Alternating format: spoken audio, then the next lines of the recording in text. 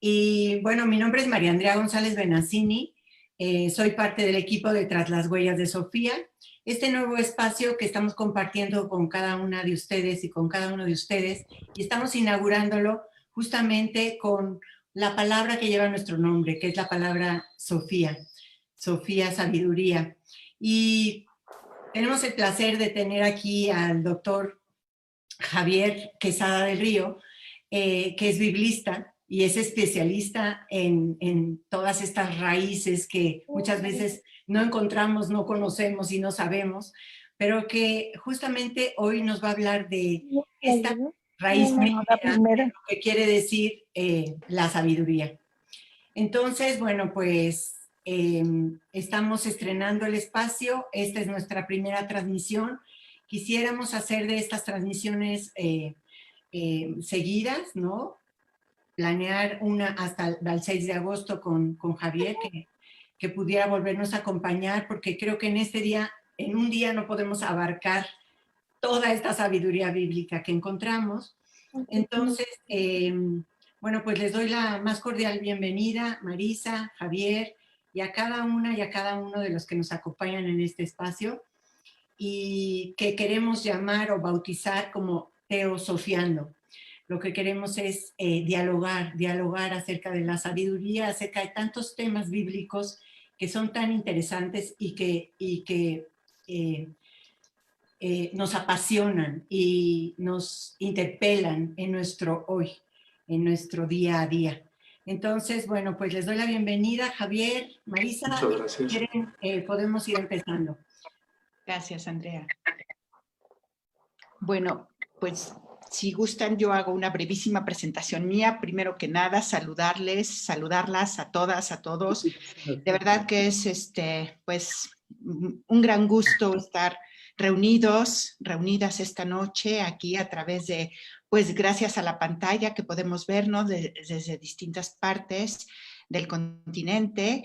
Y pues solo eso, compartir con ustedes este espacio, esta iniciativa. También soy parte del grupo y bueno, qué más gusto que compartir con ustedes algo que nos une y que nos interpela, como dice Andrea, ¿no? Esta sabiduría que pues nosotras dos, desde hace muchísimos años, tal vez sin saberlo, empezamos a buscar y empezamos a recorrer esas huellas y a ir tras esas sendas. Y pues a lo largo de, ya ni digo cuántos años, pero bastantes, después de ser catequistas y pasar por distintos espacios y en distintos grupos y congresos y cosas, nos traen hasta aquí. Entonces esto está siendo pues quizá no el fruto todavía maduro de un recorrido, pero sí es parte de este recorrido que pues iniciamos con ustedes, gracias a ustedes y a la compañía y al enriquecimiento de este espacio abierto que es de todas, que es de todos. Y pues bienvenidas, bienvenidos, y sin más ya le doy la palabra a Javier para que también te presentes, Javier, y empecemos la charla. Muchas gracias, yo soy Javier Quesada, soy biblista, eterno aficionado a la Biblia, me he dedicado de tiempo completo ya más de 30 años a todos los aspectos bíblicos. Algunos años he trabajado más unos libros, en diferentes libros y artículos, pero toda la Biblia me gusta, y un aspecto que me ha venido fascinando los últimos 5 años es la mirada feminista, la mirada de la mujer hacia la Biblia, una mirada que yo no tengo y que no puedo tener y que me ha enriquecido en muchas ocasiones, no solamente con Andrea y con Marisa, con muchas otras teólogas y teólogos, biblistas, pero con el interés que tienen el interés de leer la Biblia desde la perspectiva de género. Y he encontrado mucha sabiduría, mucho enriquecimiento, y ahora pues me siento honrado de poder colaborar con ustedes en este espacio. Bueno, pues si quieren, damos paso entonces ya a la presentación, ¿te parece? Muy bien, perfecto. Miren, me invitaron Andrea y Marisa, y con muchísimo gusto, claro que acepté, para mí es un honor. El título de la conferencia o de esta conversación entre nosotras tres es Tras las huellas de Jochma. En realidad, ya quien entiende ese título y se mete a esta conversación, pues ya es muy sabia, porque Jochma es una palabra hebrea. Y en realidad quiere decir sabiduría. Tras las huellas de la sabiduría sería la traducción del título. Y este título pues es en realidad el nombre de la nueva aventura que están emprendiendo Marisa y Andrea. Seguir las huellas de la sabiduría, no solamente en el Antiguo y en el Nuevo Testamento, sino a lo largo de la historia de la Iglesia y sobre todo en la actualidad. La palabra Jochma, si quieres vemos la siguiente lámina, Andrea. La palabra Jochma, ahí en el centro, tienen en hebreo la palabra Jochma, que las dos primeras consonantes suenan igual en español, Jochma, pero son diferentes en hebreo. Se ve desde luego de derecha a izquierda. Abajo a izquierda tiene la pronunciación en español. Jochma es la pronunciación correcta de eso que está ahí en hebreo, Jochma. Al final se puede poner una H, pero como es totalmente muda, pues... la palabra chokma,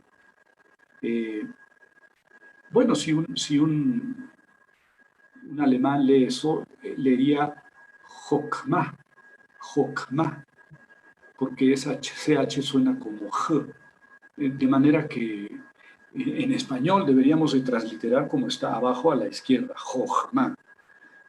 Claro, como las dos primeras letras son diferentes, la primera se puede transliterar como J, de hecho se translitera casi siempre como H con un punto abajo. Pero recuerden que la H en inglés y en alemán se pronuncia J. Entonces, la pronunciación correcta es Jochma. Y si se escribe Chokma, más bien hay que ponerle la H después de la K, para que no suene K, sino J. Y entonces sonaría igual Jochma. Sonaría igual que si transliteramos con dos J. Esas palabras son equivalentes. No están traducidas, así es como sonaría en español, leyéndolo un mexicano, y como sonaría leyéndolo un alemán, por ejemplo. Y luego en el centro, más arriba, a la derecha, tienen Jochma con H, nada más que en español no suena la H, entonces ahí deberíamos leer Okma, pero no, si la lee un americano o una persona de habla inglesa, leería Jochma o Jokma, pero la K con H suena J, entonces, y luego esa W al final, pues no tiene sentido. Jokmau,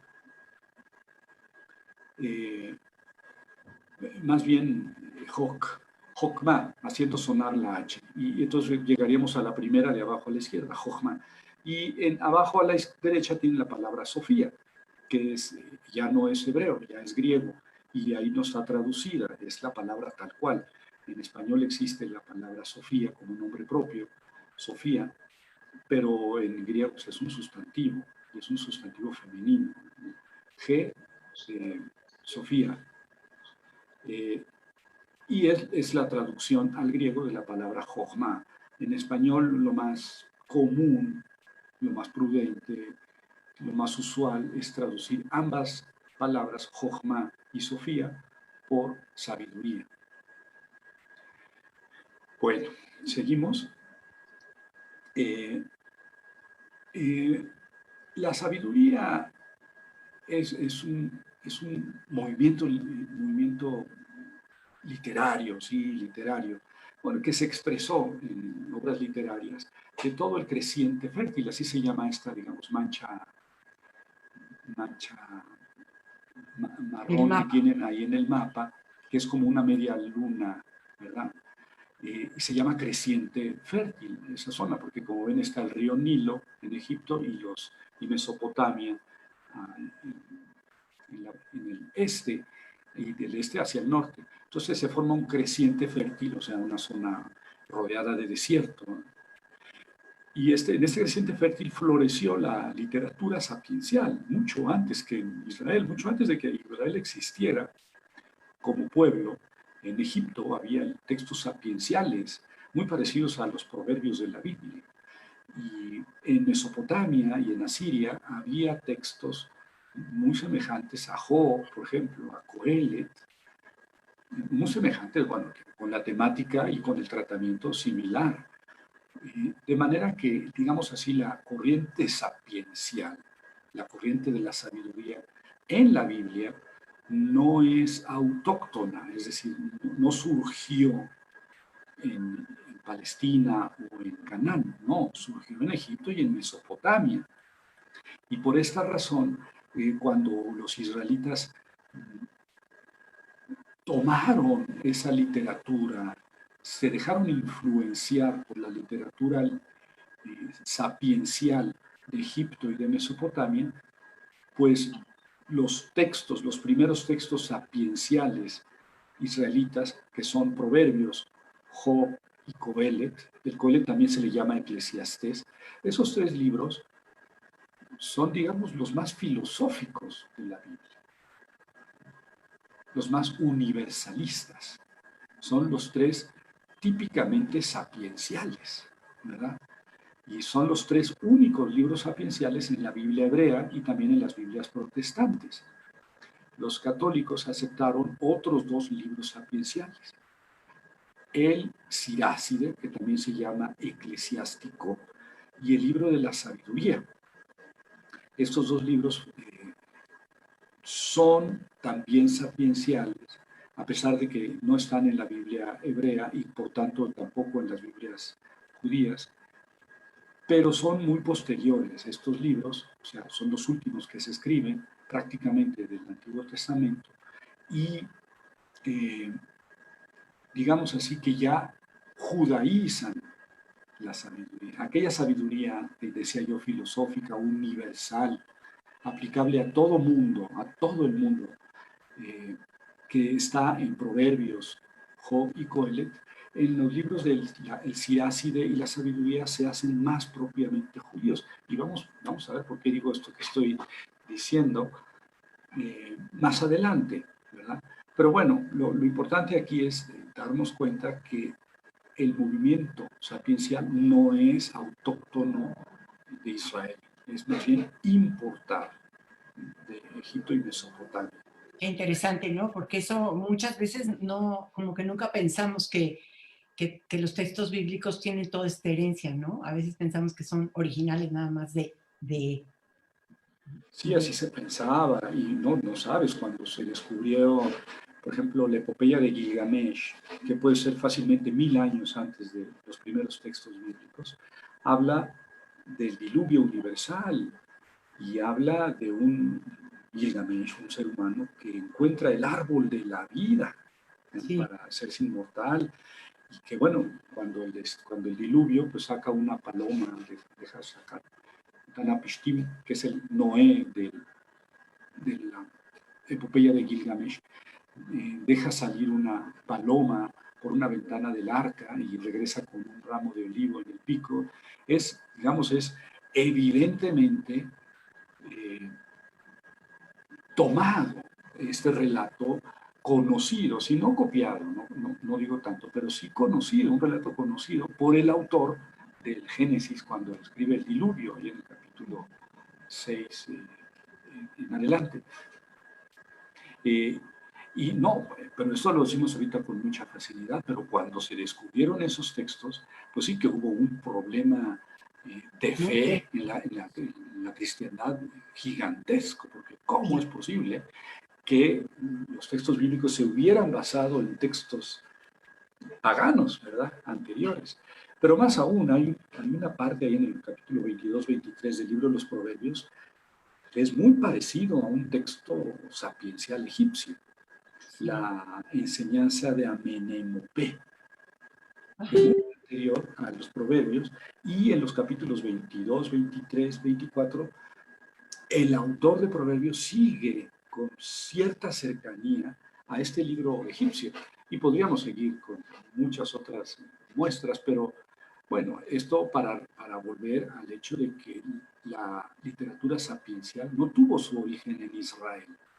Es Y una sabes que, corriente. Javier, yo creo que, bueno, ahora y gracias al estudio y a gente como tú y a los hallazgos arqueológicos y a la lectura, pues nos parece lógico que estas tradiciones pues se hayan encontrado y hayan bebido de las mismas fuentes, pero como dices, no, tampoco para mucha gente no es obvio y fue alarmante quizá para Sí, el pues cristianismo sí, al principio, hace ¿no? 100, 200 años fue un problema de fe. ¿Cómo es un problema de fe para la actualidad cuando se encuentran descubrimientos arqueológicos que, por ejemplo, dicen así con toda autoridad o de unos arqueólogos, no hubo éxodo, no hubo un pueblo compuesto por 3 millones de personas, como dice el Éxodo, que circulara 40 años al sur de Canaán. Eso arqueológicamente hubiera necesariamente dejado huellas y no hay ni una sola huella. Entonces, eso genera mucha inquietud en los lectores cristianos, ¿no?, de la Claro. Biblia. Y entonces, bueno, yo siempre digo en mis clases, el problema no es de los arqueólogos, el problema es de los cristianos. Ellos tienen que aprender a leer la Biblia de otra manera, ¿verdad? Sí, No de negar los hallazgos científicos, arqueológicos. Más bien, tiene uno que decir, ah, caray, bueno, ¿qué significa que es palabra de Dios? Y por ahí empezar a reconstruir el valor que tiene la Biblia, porque es un eterno debate entre cristianos fundamentalistas, no todos, los cristianos fundamentalistas y los católicos, ¿verdad?, que el fundamentalista le da un valor absoluto a la palabra de la Biblia. Claro. Oye, Y Javier, antes de que empecemos con esta lámina, nada más me gustaría como decir que todas las láminas van acompañadas de imágenes de figuras, Venus, diosas encontradas en la antigüedad, ¿no? Y bueno, hacemos como por la parte artística, vamos acompañando, pero quizá podrían ser algún tipo de representación de estas imágenes femeninas, de, muy ¿verdad? sugerentes, Andrea, porque así como tienes aquí Inanna, reina del cielo y de la tierra, pues esto no se puede dar en Israel.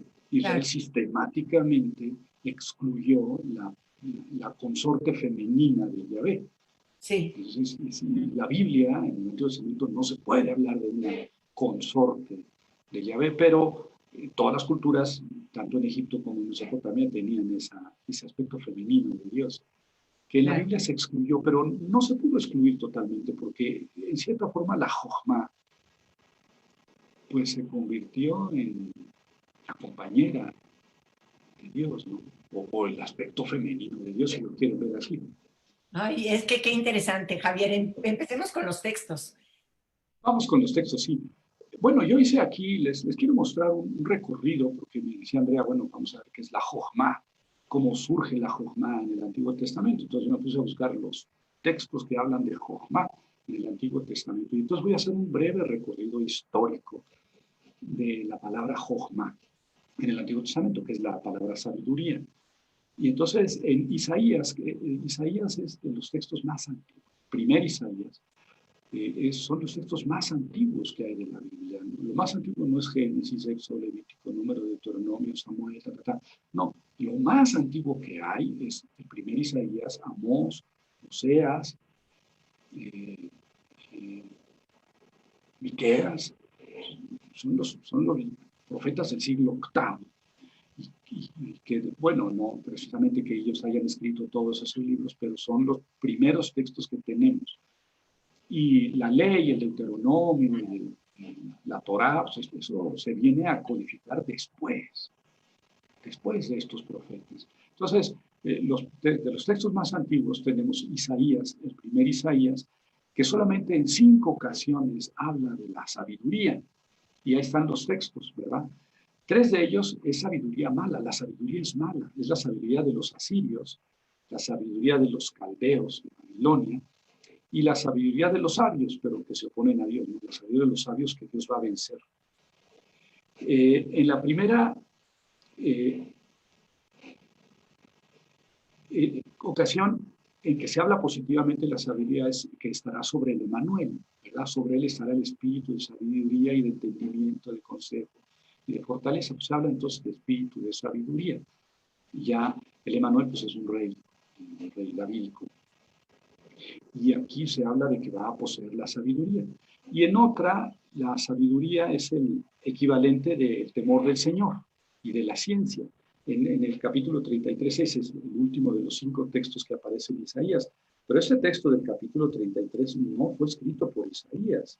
Ese fue añadido al libro de Isaías. Y seguramente después del destierro, ¿sí? 200 años después de la muerte de Isaías, se añadió este último texto en que se compara la sabiduría con la ciencia y el temor del Señor. Y este concepto es tardío, ¿eh? La sabiduría es el temor del Señor.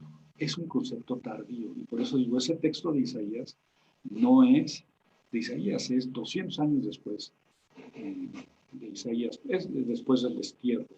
Ay, qué interesante. Bueno, después en el orden, digamos, cronológico, lo tendríamos en el libro de Jeremías.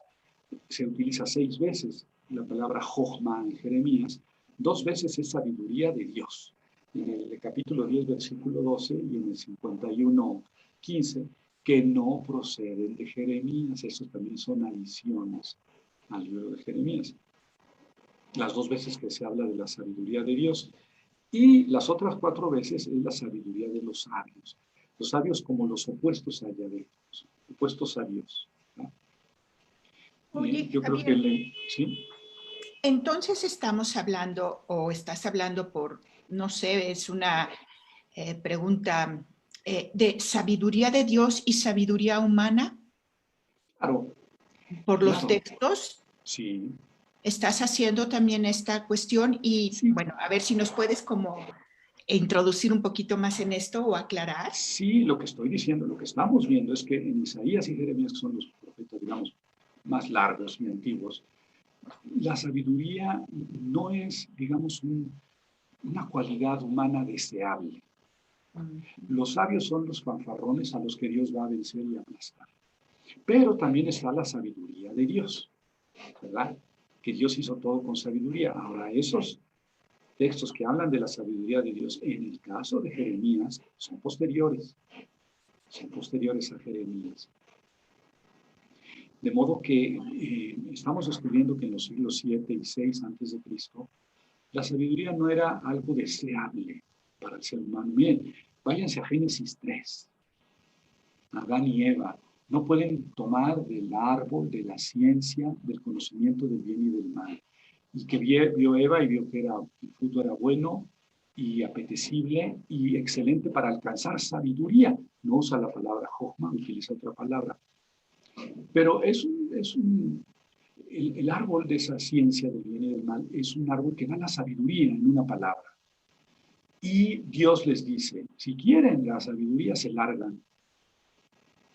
Quieren quedarse en el paraíso, obedezcan y no sean sabios. Fíjate. La sabiduría no es algo deseable, porque la sabiduría aleja de Dios. Esto lo estamos viendo ahí en Jeremías e Isaías, ¿no? En los textos antiguos.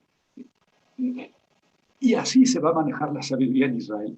Pero la sabiduría extrabíblica en Egipto y en Mesopotamia es deseable, es un bien necesario que todo ser humano tendría que alcanzar, ¿no? Sí. Luego, la sabiduría no es mirada pues positivamente en los profetas anteriores al destierro, ¿verdad? No sé por Isaías 11:2 que habla de que el espíritu de sabiduría estará sobre el Emmanuel. Luego viene la literatura deuteronomista en la siguiente lámina. Los deuteronomistas pues son responsables de haber escrito el Deuteronomio y toda la historia deuteronomista que está en Josué, Jueces, Samuel 1, Samuel 2, Reyes 1 y Reyes 2, que no son solamente deuteronomistas, es un autor, digamos, son autores de tradición deuteronomista, que recuperaron muchos textos antiguos. No todo en esos libros es deuteronomista. Pero en estos libros se utiliza la palabra Jochma 21 veces. Y ahí en la lámina están las veces. De esas 21, 14 es la sabiduría de Salomón. ¿Bien? Es el rey sabio.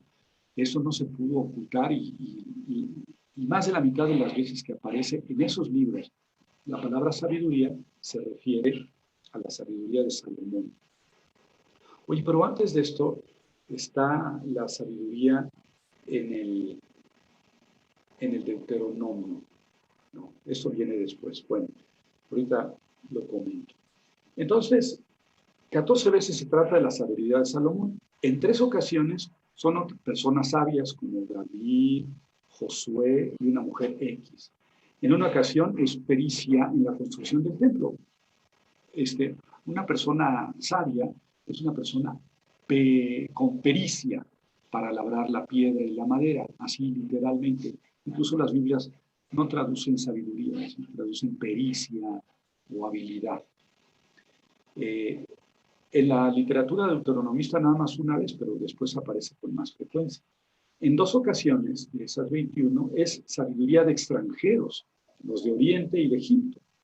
Y en una sola ocasión, la sabiduría de Deuteronomio 4:6 es equivalente a la ley.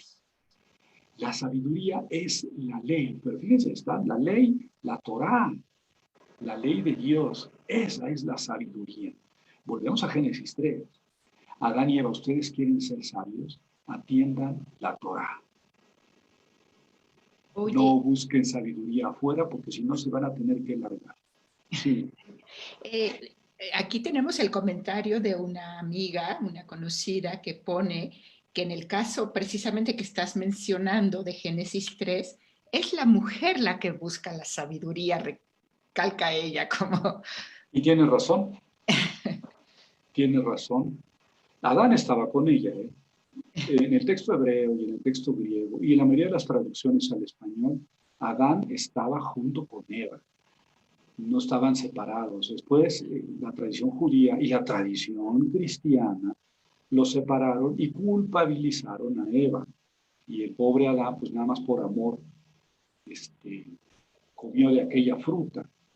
Pero el texto hebreo de la Biblia, en Génesis 3, dice, Eva comió y le dio a su marido. Y la que buscó sabiduría y la que habló con la serpiente fue Eva. Y Adán abrió la boca nada más para comer. Así que es el primer texto feminista. Me encantaría que un día diéramos una conferencia sobre la trascendencia de ese texto, Génesis 3, cómo fue maltratado por la tradición judía. Hay que firmarlo, hay que firmar ahorita ese programa, entonces, ¿eh? Hay que hacerlo. Pablo culpabilizó a Eva del pecado. Sí. Conforme a la tradición judía. Y luego vinieron, desde luego, los padres de la iglesia, muchos de ellos, la gran mayoría, que culpabilizaron a Eva del pecado, y por eso Eva, las mujeres tendrían que ser... No, es interesantísimo ese texto porque da origen a toda la sumisión de la mujer en la ley. Claro, y a la dicotomía entre María, Eva, ¿no? María Magdalena, ¿no? Las mujeres buenas, las mujeres malas. Sí, hay mucho que tenemos que comentar. Bueno, pero en Deuteronomio 4:6, yo creo que tenemos ese texto, quiero que lo leamos juntas, en la siguiente lámina, Deuteronomio 4:6, porque es un texto muy interesante. Ese texto que identifica la sabiduría, sí, está en el recuadro, está en el recuadro. Yo lo traduje así. Guárdenlos, le dice Dios, bueno, Moisés al pueblo, guárdenlos y pónganlos por obra, pues, la ley, ¿verdad? Pues esa es su sabiduría. Qué interesante. La Torá, la ley que Moisés está dando al pueblo, esa es su sabiduría. No tienen que buscar otra sabiduría afuera. Ven, la sabiduría de los sabios no es recomendada en el Antiguo Testamento, hasta donde vamos. Sí. Es más bien algo que hace al ser humano arrogante y que aleja de Dios. Bueno, Después viene en la literatura,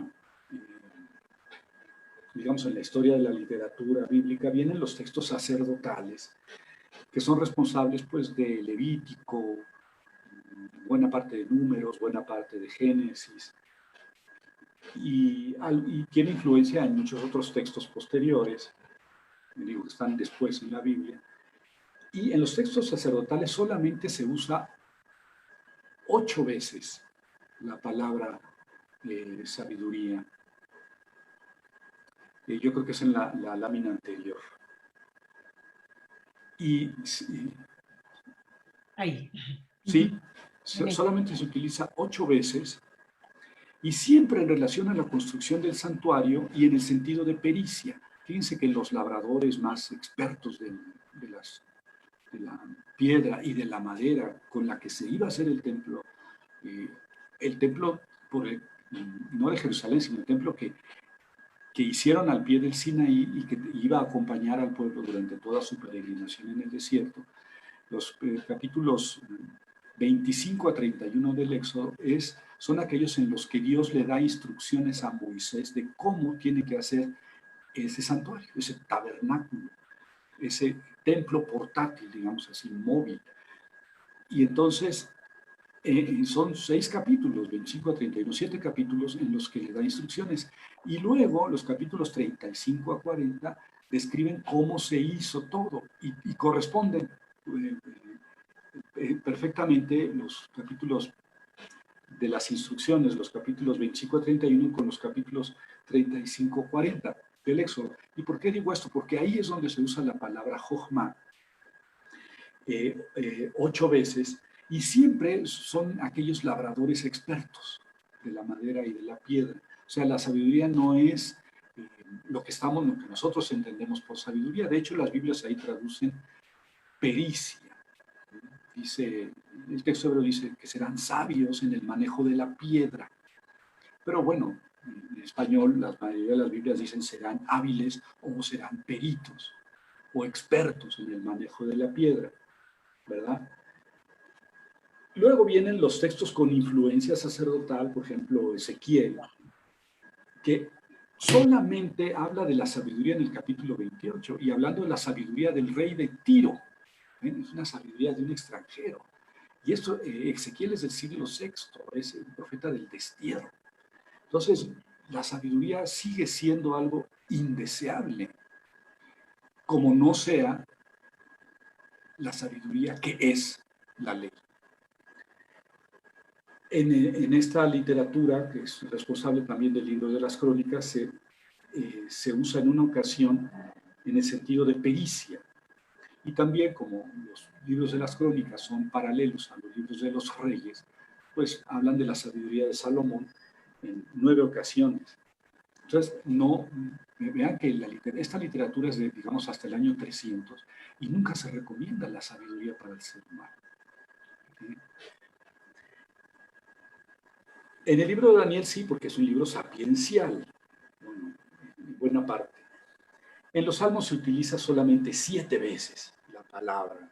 En una ocasión es sabiduría para navegar, y luego una vez la sabiduría de Dios. Otra vez se afirma que la sabiduría es el temor del Señor, como en Deuteronomio 4:6.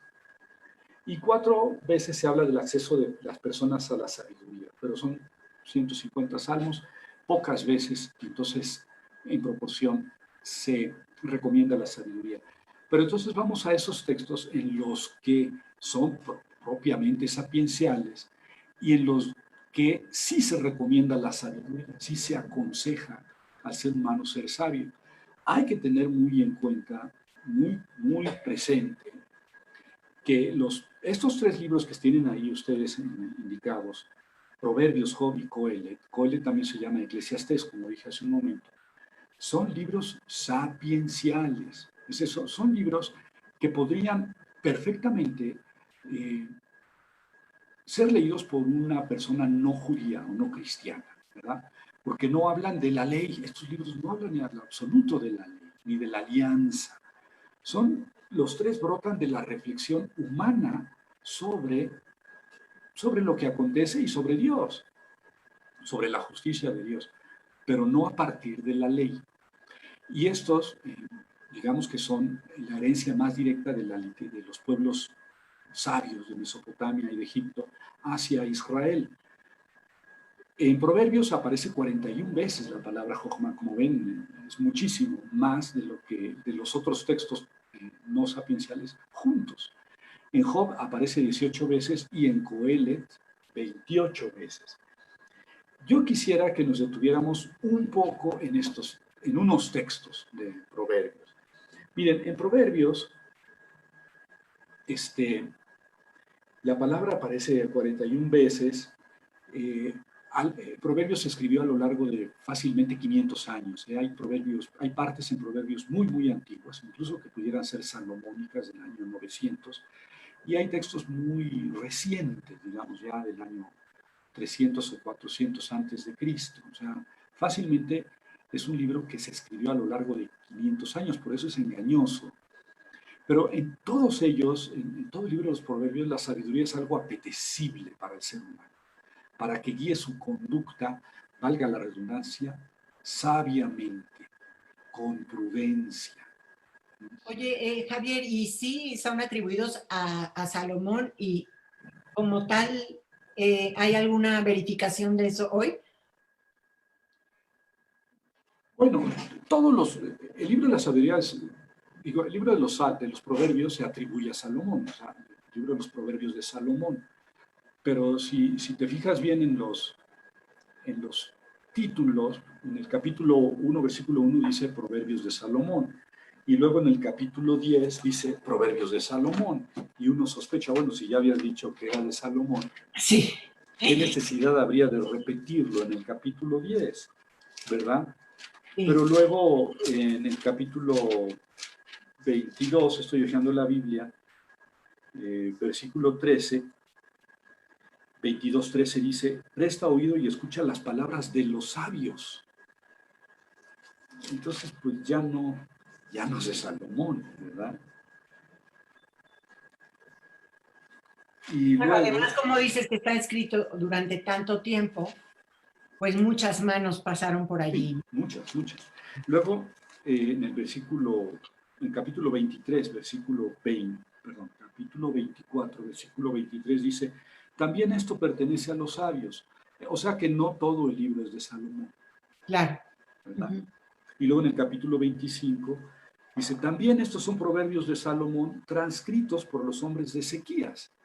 O sea, que no todo es de Salomón. Más bien en la actualidad suponemos que pudieron haber sido escritos en la época salomónica algunos de los proverbios más antiguos.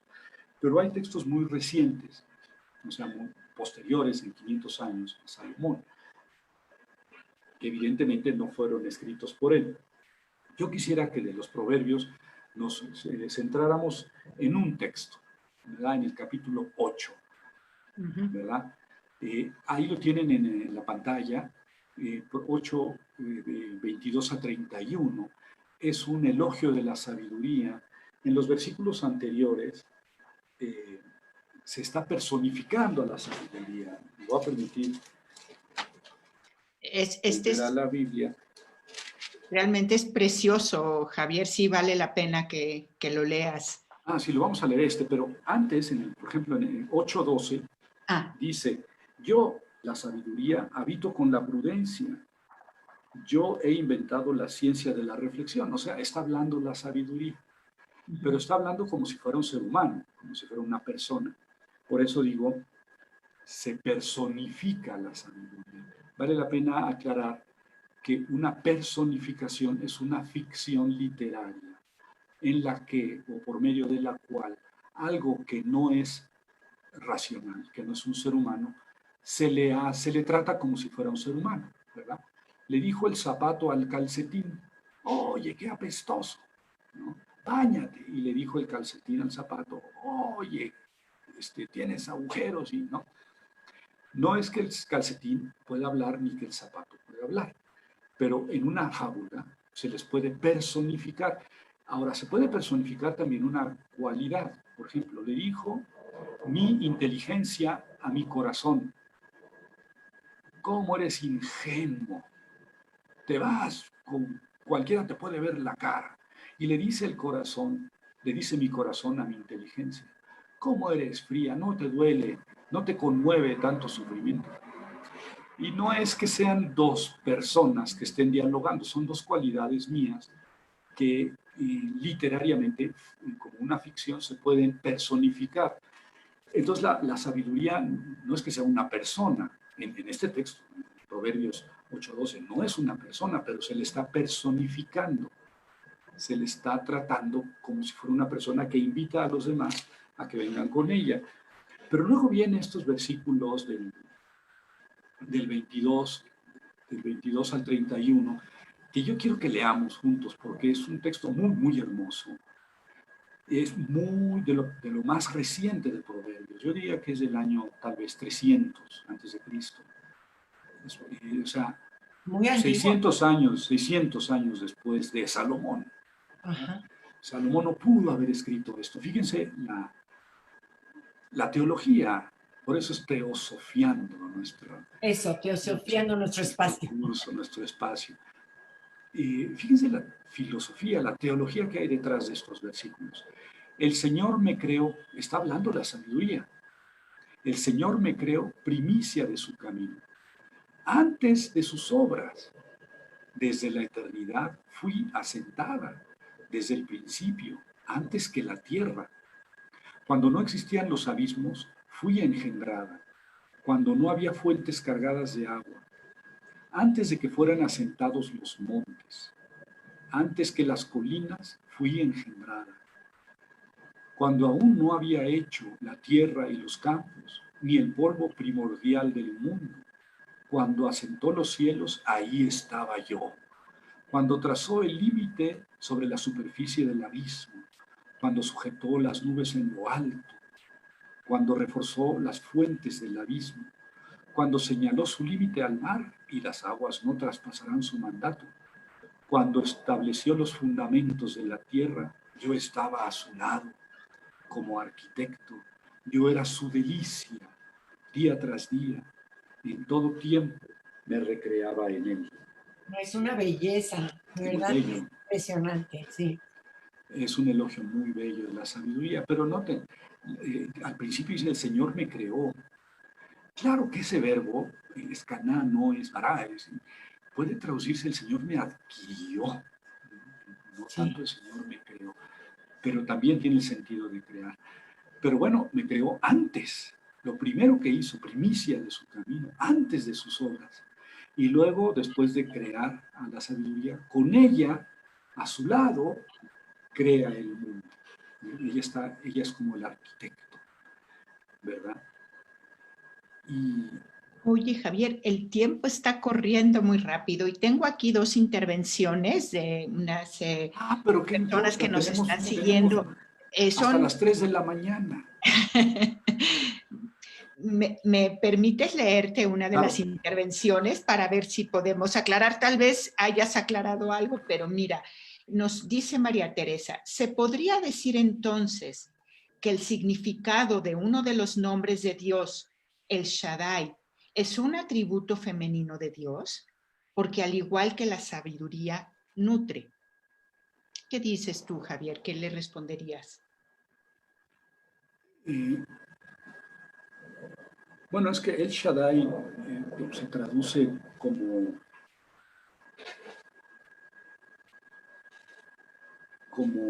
estoy acordándome. ¿No es como el poderoso? Todopoderoso. Pantocrator, sí, todopoderoso. No como el nutriente. Sí. Pero ni bueno, se lo debo. ¿No? Se lo debo, voy a estudiar más el punto. Vamos a... Okay. Muy bien así de... miren, nosotros habíamos pensado abarcar hasta donde llegáramos, pero salvo su mejor opinión, mejor es que vayamos disfrutándolo todos y asimilándolo que ir un poco a matacaballo y llegar sofocados al final de esta hora y con las cosas un poco nebulosas. Mejor yo les no sé, les pido permiso de seguir avanzando con calma y donde lleguemos, pues retomamos la próxima sesión.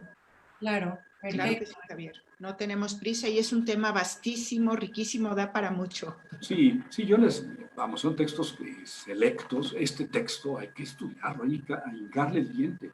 Porque miren, sin duda que en este texto la sabiduría es personificada, pero algunos autores dicen, no, no, Javier, no, señores, la sabiduría aquí no es persona por una ficción literaria, es una persona realmente.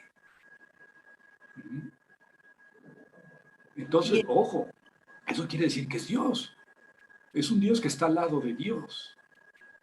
no Es sé si la, recuerdas, Javier, la pintura de la Capilla Sixtina, cuando está Dios tocando el dedo de Adán, que tiene abrazado a una figura femenina, Dios Padre.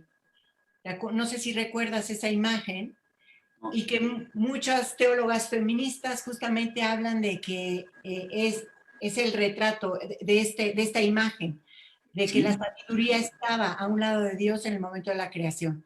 claro, claro, y como fíjate, ahí está, no es una personificación, es una persona.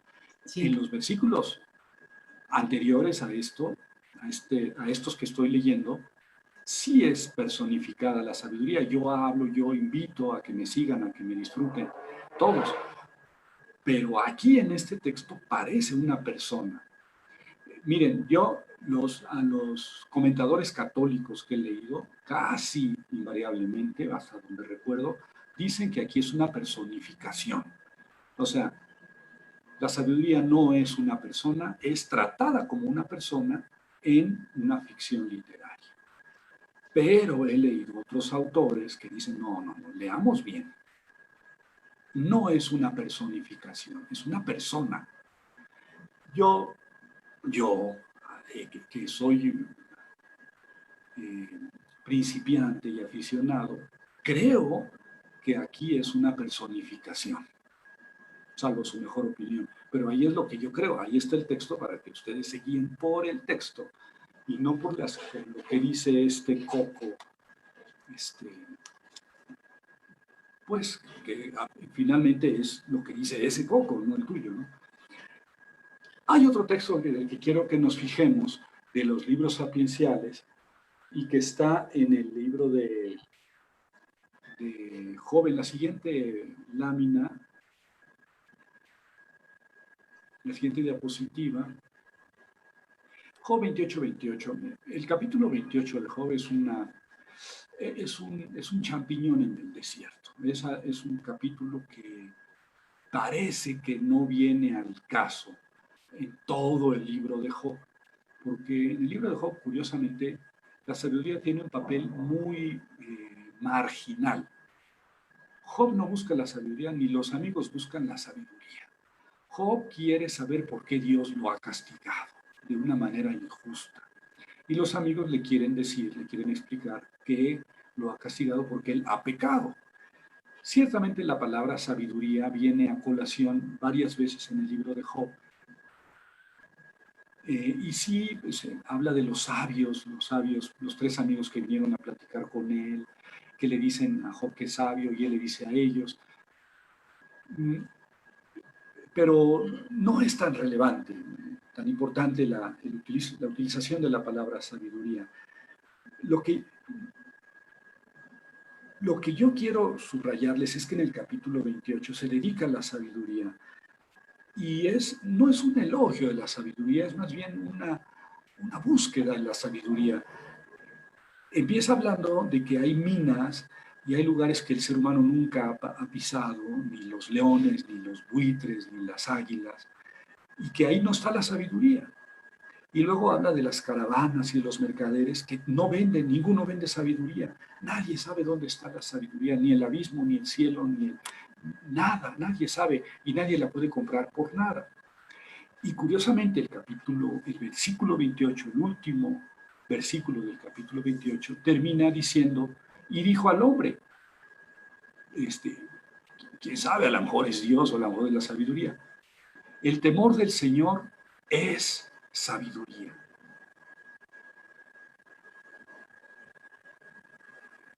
Huir del mal, inteligencia. El temor del Señor es sabiduría. ¿Se acuerdan de Deuteronomio 4:6? La Torá es tu sabiduría. Sí. Y aquí el temor del Señor es la sabiduría.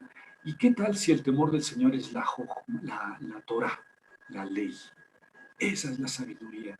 Y a lo mejor alguien que no comprendió, no le gustó el drama de Job, quiso poner en este versículo la respuesta al drama de Job. Job, ¿para qué sufres? Preguntándole a Dios. El temor del Señor es la sabiduría. ¿Quieres ser sabio? Teme a Dios, cumple la ley y lo demás déjaselo a Dios, ¿no? Digamos que Sí, sería sí, sí. la respuesta coloquial. Eh, es un capítulo muy interesante porque está centrado todo en la búsqueda de la sabiduría y termina diciendo que no, nadie la puede conocer, nadie la puede comprar. El temor del Señor es la sabiduría. Ahí está en cierta forma, esto corresponde bien con toda la enseñanza anticotestamentaria sobre la sabiduría. La sabiduría no es un bien deseable para el ser humano. No. Dios es sabio, hizo todo con sabiduría y el ser humano tiene que fiarse de Dios, no buscar la sabiduría. Digamos que... Oye, Javier, mira, tal vez esta intervención de Sarai Nancy podría pues ayudarnos a dar aquí no sé si un giro, pero mira, ella dice esto, escuchando esto, la sabiduría podría ser praxis, lo que se hace con pericia y podría extenderse a que lo que estamos llamados a hacer debe hacerse con maestría. ¿Qué opinas? Sí, es una acepción, es una acepción. Y yo no creo que sea la acepción más antigua, pero es la acepción más israelita de la palabra jochma, sabiduría como pericia, hacer bien, hacerlo con habilidad, con dedicación. Es una acepción que está clarísimamente demostrada, sobre todo porque se habla en el Éxodo cuando la elaboración del templo. ¿No? Los obreros tenían que ser sabios, tenían que tener sabiduría, es decir, jochma, pero te apuesto que el 99% de las Biblias traducen pericia o habilidad. Pero es una acepción válida, perfectamente válida. Yo creo que Israel, y yo creo que aquí vamos a terminar,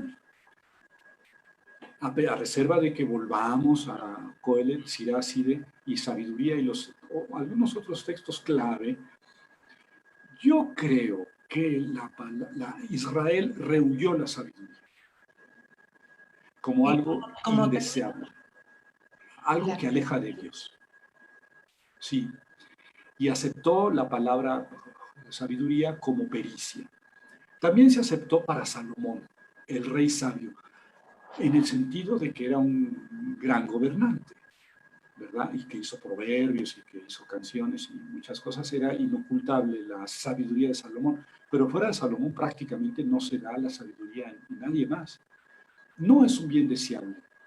Para el israelita, la sabiduría como un bien deseable entró por los libros sapienciales.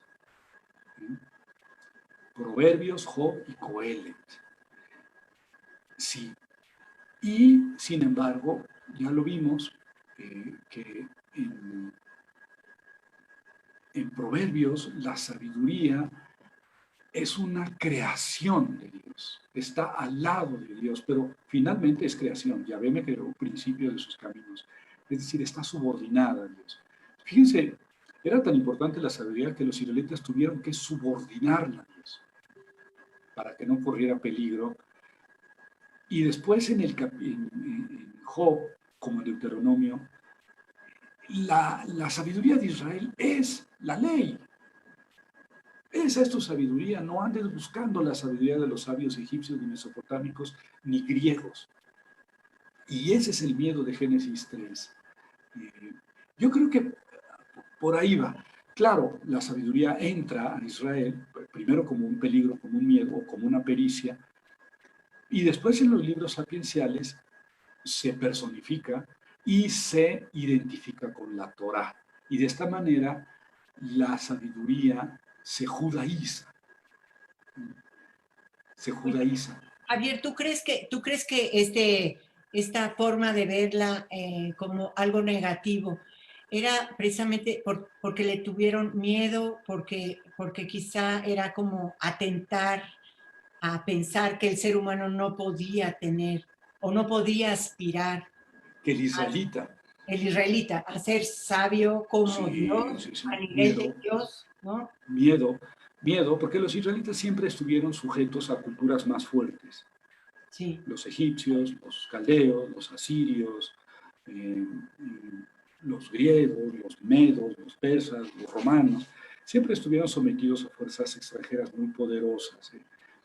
Y siempre la tentación del israelita en toda época fue identificarse con las otras naciones más poderosas, porque era lógico, ¿no? Si tu Dios, si tu ejército venció a mi ejército, es que tu Dios venció a mi Dios. ajá, Y entonces los dioses de las naciones poderosas son dioses deseables, ¿verdad? Y entonces los profetas y los sabios le dicen al israelita, no, no, no, no, no, no te vayas con la sabiduría de ellos. Nuestra sabiduría es la ley, ¿sí? Es sí. la Torah, son nuestras costumbres. Entonces hubo un miedo y desde luego fundamentado y desde luego ese miedo llevó a descalificar la búsqueda de la sabiduría. Yo creo que el libro del Coelet, todo el libro del Coelet, que es un librito de 12 capítulos, se llama también Eclesiastés, insisto, porque si leen el Eclesiástico se leen 51 capítulos y no llegan a las mismas conclusiones. Y que tú eres especialista en el Coelet, Ese además, es ¿no? mi segundo doctorado es Coelet. Sí. Yo tenía que decir alguna payasada y esa se me salió. Pero hice un doctorado sobre Coelet. Pero yo creo que todo el libro del Coelet está destinado a desprestigiar a la sabiduría. Fíjense, es un libro sapiencial, probablemente el libro más sapiencial de la Biblia, y es un libro enteramente destinado a descalificar a la sabiduría, Sí, ¿eh? A mostrar que la sabiduría, si se separa de la Torah, si se separa de los mandamientos de Dios, no es sabiduría, es necedad y conduce al absurdo. De hecho, la palabra vanidad de vanidades, con lo que empieza y termina el libro del Coelet, yo la traduzco absurdo, el gran absurdo, el absurdo más grande o la necedad de las necedades. Y es la sabiduría. Bueno, yo creo que aquí lo dejamos, ¿no? Y entonces, ¿qué te les parece si la próxima retomamos desde Coelet y vemos el Sirach y de Baruch y cómo y el libro de la sabiduría, cómo evoluciona en el Antiguo Testamento la aceptación de la sabiduría y luego cómo llegamos al Nuevo Testamento, ¿no? Para hablar ya propiamente de la sabiduría de Dios. ¿Qué les parece? pues a mí me parece interesante porque la verdad que habría que ahondar un poco más en los textos, ¿verdad? No nada más pasarlos de largo, sino que profundizar en ellos. Sí, es la recomendación. No sé si la presentación pudieran tenerla las que escucharon. Hay que masticar los textos despacito, dedicarles tiempo, hacerles preguntas, preguntas inteligentes. Sí, aquí pues si quieres terminamos un poco con esta lámina, Javier, ¿qué te parece? Para aclarar un poco las dudas que hay en algunas de las que nos están haciendo preguntas por Facebook. Entonces podríamos concluir con este poco que hemos recorrido, que la sabiduría puede ser un atributo, un símbolo, una personificación, una hipóstasis de la divinidad. ¿Cómo lo definirías tú? Yo creo que es un atributo, ¿no? Está claramente que es un atributo de Dios, porque Dios hace todo con sabiduría. Si le permitimos a Dios que sea sabio y que haga las cosas con sabiduría, la sabiduría no es deseable para el ser humano. Pero ese atributo de Dios se personifica. Yo creo que por lo menos hablar de una personificación está muy claro en el libro de los Proverbios. Hablar de una hipóstasis es que es demasiado, ¿eh? Sí, Porque si decimos que la sabiduría es una persona, entonces estamos hablando de que no hay un solo Dios. Esa es una de las preguntas que nos hacían, que entonces ya no hay una trinidad, sino Claro. hay una cuatrinidad. Vinidad. Antes de la Trinidad, porque es el Antiguo Testamento, esto Claro, estaría la sabiduría y Dios. sí, Bueno, sí. Si yo digo que ahí en Proverbios 8:22 es una hipóstasis, estoy diciendo que son dos dioses. Y pueden, si ustedes quieren hacerlo como en el cristianismo, es que es una sola naturaleza con tres personas. Lo mismo podríamos decir aquí, pero son dos personas. Yo ya di mi punto de vista sobre el libro de los Proverbios. Sin embargo, la próxima vez, el 10 de agosto, vamos a tocar ese 6, texto, de agosto. el texto de sabiduría, sabiduría jueves 6 de agosto. 7:21. Jueves 6. Sabiduría 7:21. Ahí sí yo creo que la sabiduría está hipostasiada, es decir, que sí es una persona. Y bueno, hay que platicar al respecto, enfrentar los textos, ¿verdad? Para que dialoguemos con ellos conforme a lo que ellos nos están diciendo. Claro. Si nos ponemos los lentes del católico, del papa o del protestante, pues vamos a leer ahí la doctrina protestante, luterana, calvinista o católica. Vamos a ponernos los lentes que necesitamos normales para ver qué dice el texto, ¿verdad? Y entonces hacemos un juicio propio. Eso es precisamente lo que buscábamos, ¿verdad? Es llegar a la raíz, ¿no? Que muchas veces ni en las mismas traducciones de la Biblia, por más que tenemos varias y buscamos, no encontramos las palabras apropiadas que vengan de una traducción adecuada, ¿no? Entonces, pues esta luz que nos estás dando tú, Javier, ahorita, nos hace pues pensar en muchas otras posibilidades, ¿no? A la hora de leer e interpretar los textos. Sí. Y yo, ¿sabes qué me gustaría, Javier? También a ver si podemos para la siguiente sesión, como profundizar un poquitín en esta cuestión creadora, creativa, el que esté desde la creación. A mí me gustaría también, yo voy a buscar algunos textos, alguna cosa, para ver si podemos también como tomar esta idea con alguna atisbo de otro aspecto precisamente de esta sabiduría que estamos pues intentando buscar, escudriñar y meternos ahí entre tantas posibilidades, ¿no? que nos aporta Javier.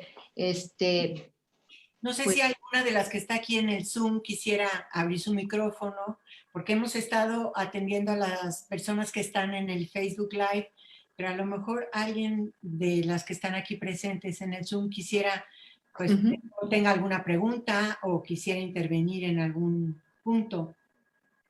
Puede abrir su micrófono. Cintia, ¿cómo estás? Sí. Hola, ¿qué tal? Buenas tardes. Sí. Saludos. Desde Guatemala. Desde Guatemala, sí. Yo quisiera preguntarle a Javier también la relación y el origen del término ruaj, la sabiduría, esa conexión, cómo se hace y el significado y a la vez, si el término es propiamente femenino o hay algunos autores que también dicen que es masculino, entonces quisiera que me aclararas un poquito eso. Sé que no fue como el tema principal ahora, pero me generó esa inquietud ahora porque está muy relacionado con Hoffman. Sí, bueno, es la ruaj, hasta donde yo sé es femenino, la ruaj, que quiere decir el espíritu. Fíjate que curiosamente en hebreo es la ruaj, en griego es to neumatos, es neutro, to neumatos, el espíritu, y en español es masculino, o sea que tiene los géneros que le queramos poner. No, ese es un término sí aceptado. Yo dije que la sabiduría como un atributo, una cualidad del ser humano, no es algo deseable en el Antiguo Testamento, fuera de los libros sapienciales. En cambio, la ruaj es de Dios. La ruaj no es del ser humano, es de Dios. Y la ruaj es el soplo, el espíritu de Dios que participa al ser humano, incluso a los animales. Y eso es lo que los hace ser vivos. Cuando Dios retira su espíritu, el ser humano deja de existir, deja de estar vivo. Entonces es un término mucho más amplio en otro campo semántico, sí aceptado plenamente como ruaj, que también, por ser femenino y en la tradición cristiana, pues va a ser una persona divina, ¿no? Es una persona divina, claro que en español es el espíritu, entonces, sin embargo, si lo ponemos en griego, y yo digo que no tiene género, no es válido ni masculino ni femenino ni neutro. Si lo ponemos en griego es toneuma, y lo ponemos en hebreo es la espíritu de Dios, y entonces suena padrísimo, ¿no? Es Dios Padre y Dios Espíritu, que es mujer. Espírita. Espírita. Y entonces ya la hicimos, ¿no? Aquí pasó ahorita mi hija, y cuando tenía 5 años me dice, no, papá, si Dios es padre, tiene esposa. Claro, cabal. Claro, claro.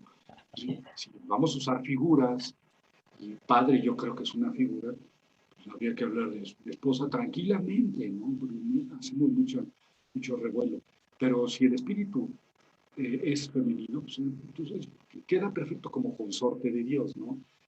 Es algo que en todo el Antiguo Testamento se negó, ¿no?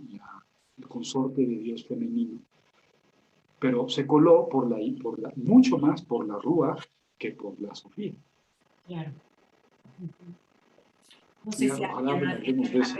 Maite. No, cortita. Has dicho en 2 ocasiones que en español es espíritu masculino, pero eso viene del latín. Es en latín donde se masculinizó, ¿no? Porque Sí. evidentemente el castellano viene del latín. Desde ahí, ¿verdad? Era un poquito por aclararme yo, porque como te has saltado el latín, de repente me queda yo así como, va, ok, gracias. Sí, es que la Biblia está en hebreo y en griego. Sí.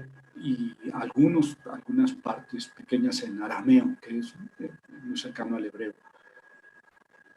Dado que en la tradición cristiana se utilizó por más de 1000 años la traducción latina de Jerónimo, bueno, conocida como de Jerónimo la Vulgata, y casi se canonizó esa traducción latina. Entonces el latín era como una lengua bíblica hace todavía 100 años. El latín era una lengua bíblica, había que saber latín para ser biblista. A mí me tocó ya la nueva ola de hace 50 años que ya el latín no es una lengua bíblica, porque no hay ningún texto bíblico escrito en latín. Hay traducciones, desde luego.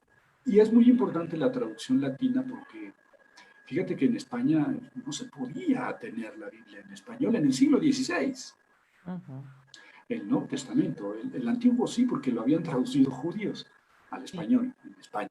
Pero, por ejemplo, el Nuevo Testamento no lo podías tener en español, en España, en el siglo XVI. Se podía tener traducciones del latín o el texto en latín, porque fue tal el impacto de la traducción de Jerónimo que con los siglos se fue haciendo pues la traducción cristiana. Entonces era esencial entender cómo había traducido Jerónimo. En la actualidad ya no lo es tanto. Ya nos vamos más al texto hebreo, al texto arameo y al texto griego. Y en el texto griego es doneumatos. Y yo creo que, bueno, ni el griego ni el hebreo es inamovible porque hay que traducirlo. Si no, es letra muerta. Ni el griego, con que el Nuevo Testamento esté en griego, tampoco el griego es vida si no está traducido. Hay que traducirlo para que lo hagamos vida. Y el latín, pues ya no pasamos por el latín. Antes había que pasar por el latín para llegar al español. Ahora ya no. Ya el Concilio Vaticano II dijo que se hicieran traducciones de las lenguas originales. Entonces ya no, antes había que pasar por el latín. Pero independientemente de la lengua bíblica que sea, la más importante es en el español. Para nosotros, ¿no? qué dice el texto en español, qué quiso decir en español. Y sin embargo, mira, en español es el espíritu, pero qué bueno que sabemos que en hebreo es femenino, ¿no? Y también lo interesante es saber qué nos está diciendo hoy, ¿no? Porque rescatar esta figura de la Jokma, de la Sofía, sabiduría, hoy, yo creo que es muy valioso, ¿no? Necesitamos tanto en estas épocas de pandemia, en estas épocas de arrasar el planeta, necesitamos recuperar este sentido de sabiduría, ¿no? De pericia, Prudencia. de sabor, ¿no? Prudencia en el más puro estilo de extrabíblico, Claro. sobre todo egipcio. Sí. Bueno, pues no sé si hay alguna otra pregunta más, o en el Facebook, no sé, Marisa, si hay alguna. Pues no son comentarios realmente, ya no hay pregunta como tal, es alguno que otro comentario, pero pues si les parece, ya pasan de las 8, no sé. Sí, vamos a respetar su tiempo. Nos vamos despidiendo, nada más haciendo la siguiente cita para el 6 de agosto, para continuar platicando con Javier, con Marisa. Tenemos la presentación, me gustaría compartirla con cada una y cada uno de ustedes.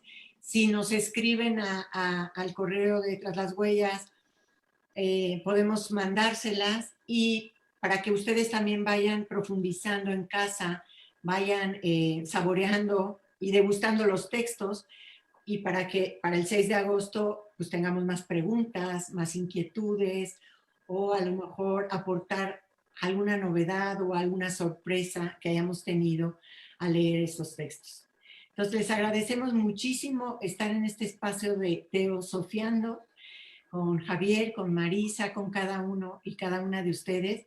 Y nos vemos entonces el 6 de agosto para seguir caminando juntos a través de las huellas de Sofía. Gracias. Muchísimas gracias a cada una, a cada uno por conectarse, por estar aquí con nosotros y pasar este ratito tan delicioso con Javier, escuchándote y saboreando. Que nos quede el buen gusto y el regusto la noche y el fin de semana de esta sabiduría para que pues nos reunamos el 6 de agosto. Muchísimas gracias. Que tengan buena noche. Estén muy bien. Gracias. Hasta luego.